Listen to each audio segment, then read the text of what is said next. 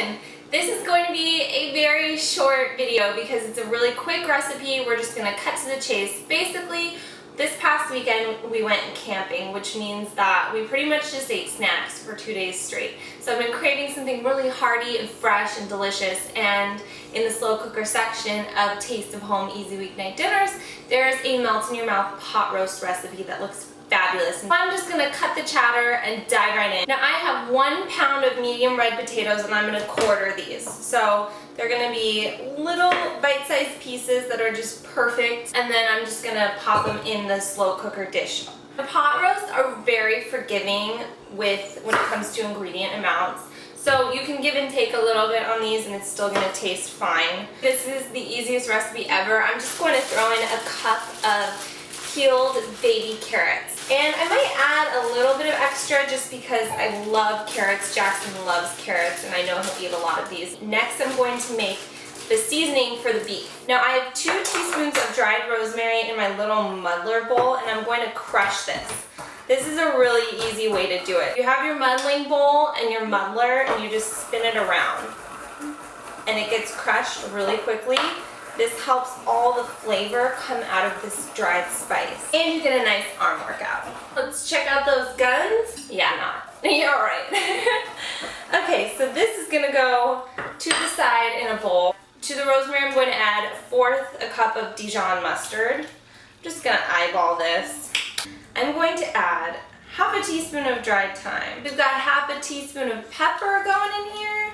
Now this recipe calls for a teaspoon of garlic salt, which I don't have in my pantry. So I'm gonna add a little bit less than a teaspoon of salt and about a tablespoon of minced garlic. When the minced garlic is in the jar like this, it's not as spicy and pungent as a fresh minced garlic. So if you're doing fresh, use about a teaspoon of minced garlic. Now this gets all stirred together into a beautiful, delicious paste.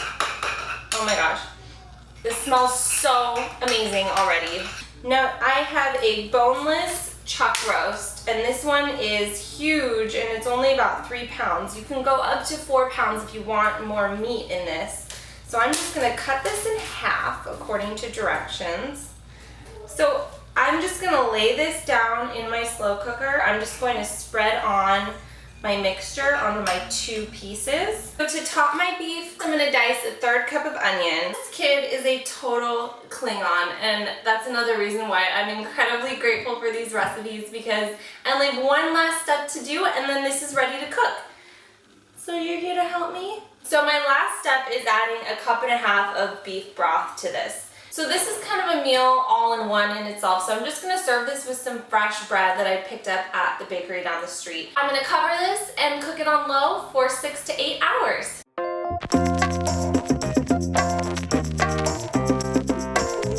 Yummy. Yummy? I got some bread and the mushroom. You dipping your bread? Good idea. This is the perfect recipe for cooks of all experience levels because you just throw it together in 10 minutes. I forgot about it the entire day and remembered it when my house started smelling incredible. Super, super easy, really melts in your mouth, delicious pot roast. And this is one that I'm going to keep in my personal recipe book forever. I'm Hannah